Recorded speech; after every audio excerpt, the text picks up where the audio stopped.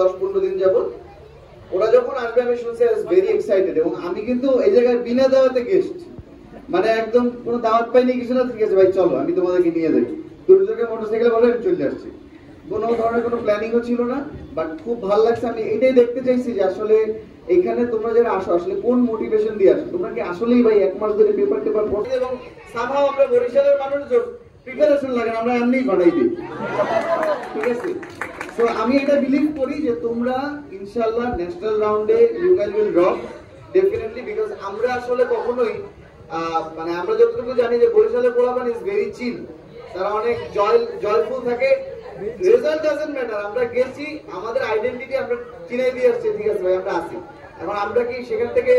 100% success নিয়ে আসছি না ফেইলিয়ার নিয়ে আসছি, দ্যাট ডাজন্ট রিয়েলি ম্যাটার, এবং আমরা এই রেজাল্ট নিয়ে চিন্তাও করি না, রেজাল্ট ইজ আমরা বিপিএল এর চ্যাম্পিয়ন।